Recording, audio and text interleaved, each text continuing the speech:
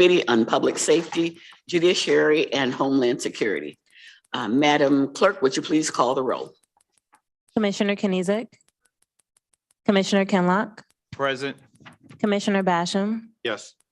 Commissioner Scott, Chair Clark Coleman. Here. You have a quorum present. Thank you. Next item, B, Chairwoman's remarks. I have none. Next item. C, approval of the April 13th, 2022 meeting minutes. Move approval. Support. Properly moved by Commissioner Kenlock, supported by Commissioner Scott. Are there questions on the motion? Hearing none, all those in favor, please indicate by saying aye. Aye. Those opposed, the motion carries. Next item, D, unfinished business. There is none listed. there is none. Next item, Item 1, under new business, communication from Samaya Harb, Director of Administration, Sheriff's Office, forwarding a report on the Sheriff's Office overtime costs.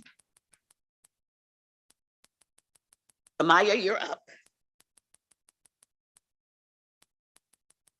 Good morning, Sumaya Harb, Director of Administration at the Sheriff's Office. I hope everybody's doing great. This is my monthly report concerning overtime. The Wayne County Sheriff's Office has had difficulty hiring and retaining police officers, which translate to higher overtime cost. As of March 20th, we have spent over $6 million in overtime. We were budgeted for $9.5 million. Just to give you a little bit of why we have so much overtime, as of March, we had hired 48 police officers, but we lost 45. We're only 3 ahead. There are a lot of criteria that we have no control over, one of which is the number of officers and civilians that are on FMLA. Over 89% of our staff, or 612, are on FMLA one way or another. It could be full FMLA or intermittent. And we've had over 80% of our staff, 559, have tested positive to COVID-19. But on a good note, as of March 4th till today's date, we have not had any COVID-19 cases, which is great. If you have any questions, please let me know. Any questions on item number 1? This is this report that we received and filed. Is that correct? Okay. Are there any questions? Hearing none, can I have a motion for receiving and file? So move. Properly moved by Commissioner Basham, supported by Commissioner Knizek. Thank you. There are no questions on the motion. All those in favor, please indicate by saying aye. Aye. Those opposed, the motion carries. Next item, Madam Clerk. Item 2, requesting Commission approval of modification 1 to a coronavirus emergency supplemental funding grant agreement with the Michigan State Police. Tony is not able to be here, but his report is as follows. E2 is a modification to a coronavirus emergency supplemental funding grant agreement between Wayne County and the state police.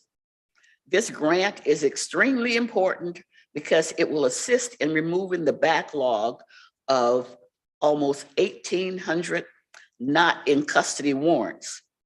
The modification will cover the salaries of 3 part-time project consultant assistants and the prosecutors in the prosecuting attorneys, 3 full-time law clerks, and the purchase of 6 laptop computers. The amount of the grant remains the same as just under $100,000 with no county match required. Chair Bell granted exigent approval on April 19th. So we ask that the committee approve the request and forward it to the full commission. Support. Probably move. Was that you, Commissioner Scott? Okay. Moved by Commissioner Scott, supported by Commissioner Kenlock. Are there any questions? Oh, Commissioner, supported by Commissioner Basham. Basham. By Commissioner Basham. That is Raymond Basham. Are there questions on this motion? Hearing none. Well, roll call vote, Madam Clerk. Commissioner Kenizic, Commissioner Kenlock, Yes. Commissioner Basham, Yes. Commissioner Scott, Chair Clark Coleman. Yes, the motion carries. Okay. Next item, Madam Clerk. Item 3, requesting commission approval of Amendment 1 to a grant agreement with the Michigan Department of Health and Human Services. Item E3, this is an amendment to a grant agreement between Wayne County and the Michigan Department of Health and Human Services. This adds $12,985 to the Stop Violence Against Women grant. This will cover the cost of 3 assistant prosecuting attorneys. $9,739 of that will come from the state, and a 25% match of $3,246 will come from the county's general fund. The term of the agreement remains from October 1, 2021 through September 30th of 2022. Once again, we ask that the committee approve the request and forward it on to the full commission. And he apologizes for not being here today, but he did submit his report. Move. Moved by Commissioner Kenlock, supported by Commissioner Martha G. Scott. Are there questions on the motion? Madam Chair, just wanted to state for the record my strong support for this grant and the work that it accomplishes, but also just simply note that because it is coming from DHHS that I'm going to abstain on that, but didn't want that abstention to reflect in any way, shape, or form anything other than my strong support for this grant and the great work that is being done to combat violence against women. Thank I you. would not expect anything else. Thank you, Madam Chair. Okay. Madam Clerk, would you call the roll?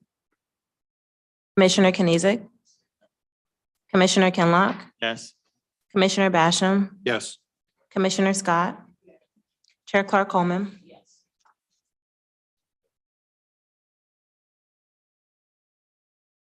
Item 4, a discussion on the fiscal year 2023 Michigan Department of Corrections Office of Community Corrections grant proposal, which recently was approved by the Community Corrections Advisory Board. So we did hold a meeting last week, and we approved this year's, I guess it's a budget. Oh, it's a grant proposal. I'm sorry, grant, which was the Community Corrections Advisory Board approved this grant proposal, and I felt that as though we should have someone here to explain to you exactly what's in this proposal. So we will, Jennifer, would you come forward and give us a synopsis of what this is for? Good morning. Jennifer Caruso, Division Director, Clinical Services, HHVS. This grant proposal is our annual grant to Michigan Department of Corrections. The total amount being requested is $2.572766. Last year, we also requested around the same amount, 2.5 million, and we received 2.1 million last year. The programs within this grant proposal are numerous. Domestic violence treatment, both outpatient and jail-based, cognitive behavioral therapy that is being proposed to take place at the Federally Qualified Health Center in Hamtramck and Wayne, adult fugitive apprehension by the Wayne County Sheriff's Department, outpatient treatment services for substance use disorder, and jail-based personal assessment, basically behavior changes within the jail, and curriculum, evidence-based curriculum that's designed to change behavior for offenders within the jail system. Drug testing, GPS tether, which is also part of the Wayne County Sheriff's Office, And a brand new program is being proposed this year, a community violence prevention initiative that is targeted for low-level, low violent crime offenders in Wayne County. We believe that a program such as this will reduce our recidivism rate even more than it is already. We have decreased our recidivism rate the last 3 years that I know of, and I expect to see that reduced even more now. Cities such as Chicago, Minneapolis, Austin, New York City, the borough of Brooklyn specifically, have these community violence prevention initiatives, and they have seen most of these cities, especially New York and Chicago, have seen a reduction in the gun offenses and also in the arrests. So that tells us that these programs are working. The data is telling us that. So that is a big addition to this year's proposal, which we're really excited about. Another change in this proposal is to on the domestic violence treatment, both jail-based and outpatient, to have perpetrators as guest speakers for these groups. I believe that having perpetrators speak about their experience in the criminal justice system, speak about how their experience with domestic violence and perpetrating domestic violence has changed their lives for the better, and then they're, obviously healing now. And I think it would really benefit all the people in these classes if they heard from the people that have been impacted the most.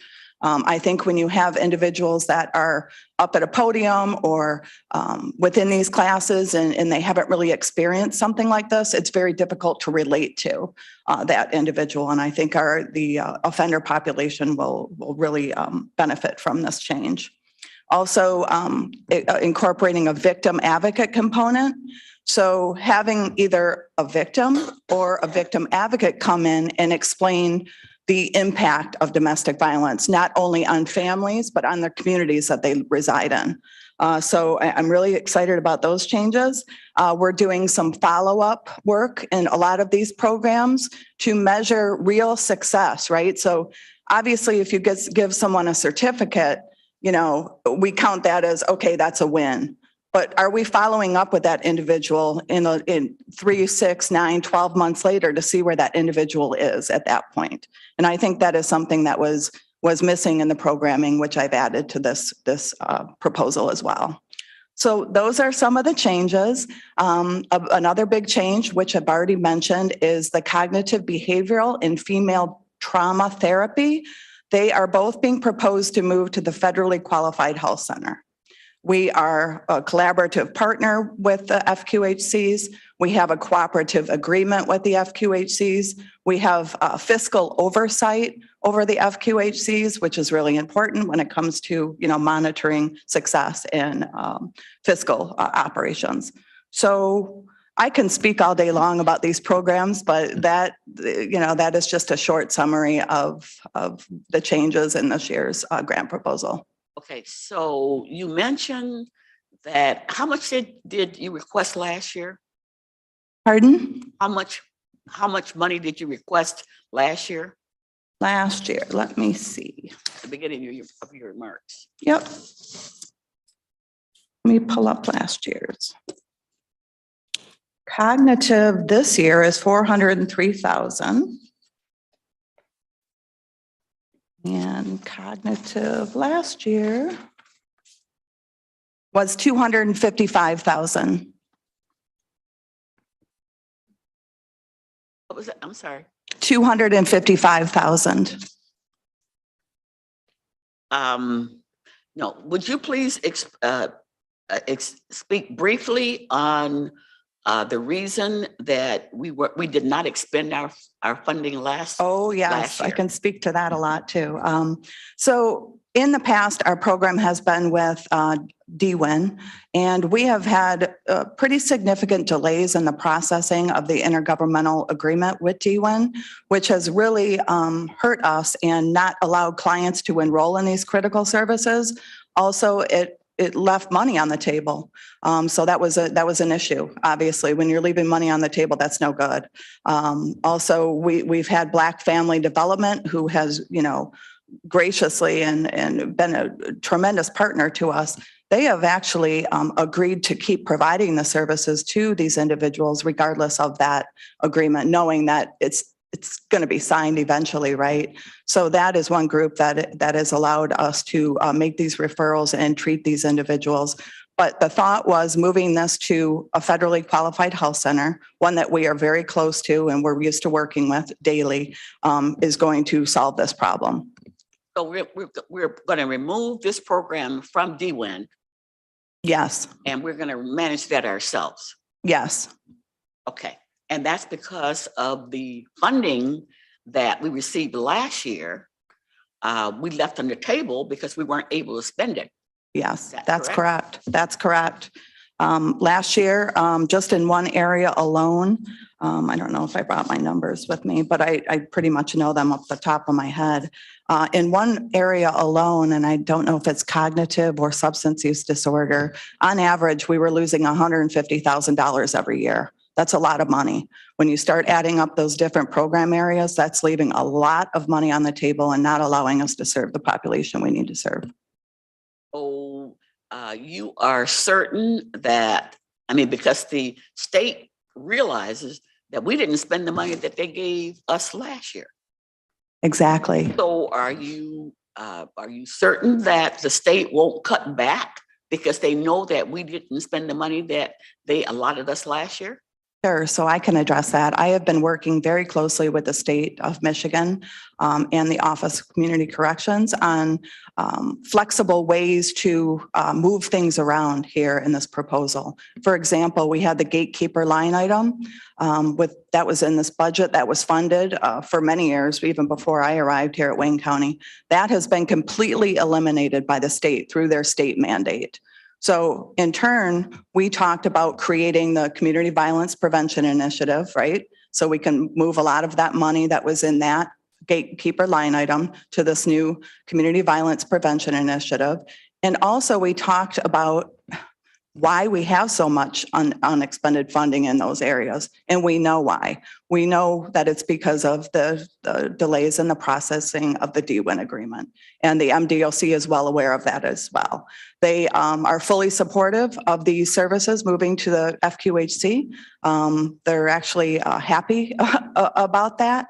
I can't predict the future. I mean, no one can, as far as how much money they're going to allow in these different programs. But I do believe that they see that we're making critical changes that have been needing to be changed for I think the last several years. What's the total that we're asking for this year? 2.572766. Okay, that was what I was asking before. So we're asking 2.5. Rounded off. Yep. And last year they authorized how much? 2.1. Okay, that was the question that I was asking you. So we're asking more this year than they authorized last year, and we didn't spend the 2.1.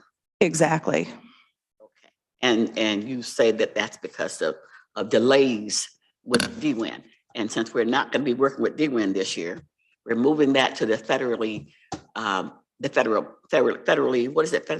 Federally Qualified Health Center, Health Plan. Wayne County Healthy Communities. And where are they located? Where's that located? They are on Joseph Campow in Hamtramck, and they're also in the city of Wayne at the Public Health Building. Okay, so I'm sure that Commissioner Scott's glad to hear that. Chair, they're in the shopping center just south of Holbrook. Mm-hmm. Okay. Well, okay. Are there any questions or comments from anyone on this presentation? Is this, let's see, presentation? There you go. This is strictly advisory. Okay, so the reason that I asked her to come before us to talk about this is because this funding grant is due when? May 1st to the state. May 1st. So we had to go to the chair for exigent approval. Did you get that yet? I did. It's sent. Everything's done. Okay, yeah, because we had to get it out of here. Yes. Through the chair, this is Joe Slazak, Policy Research Analyst. The exigent approval hasn't been granted yet. It's in process, and we definitely want to get that exigent done. So obviously, Jennifer, can get the paperwork to the state. You know, that's obviously critically important, but the exigent is, we're almost there. Thank Okay, so you. we are gonna make that, what is it, the date, May 1st? May 1st, it's due to the state of Michigan. We are gonna make that May 1st deadline, That's definitely the goal, because May 1st is Sunday. Oh, so it should be out of here by Friday, correct? That's definitely. Oh. Okay, and Mr. Slezak, you will notify me when, okay, thank you so much. Thank you. any comments on this presentation? Hey, thank you very, very much for being here. Thank you. Joe is definitely going to follow up, and that proposal, that request will be out of here in time for before May 1st. Thank you so much.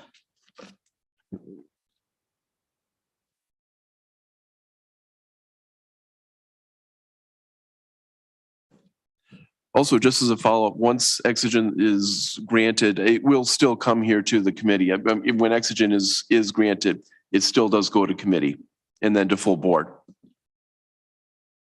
Back to committee? It will, Oh, yes. that's right. It I'm will, thinking yes. That was the advisory board. I'm thinking, yeah, it was presented to the advisory board. Then it has to come back to this committee, public safety, and then to full board. Okay. All right, got it. Okay, so that next item, Madam Clerk. F, such other matters as may be properly submitted before the committee. I have not been aware of any. Next item. Public comments. Okay. At this time, we will take comments from the public. If you're here in the building here, or if you're on Zoom, would you please, or on the telephone, would you please speak now?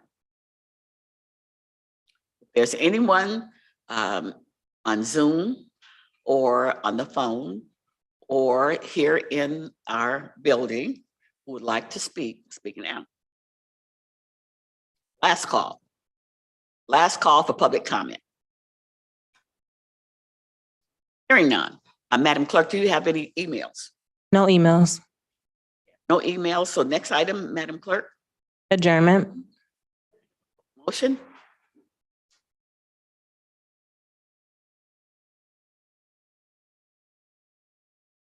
Scott made the motion. Okay. And Commissioner Basham supported it. All those in favor indicate by saying aye. Aye. Those opposed, Right, motion right. carries.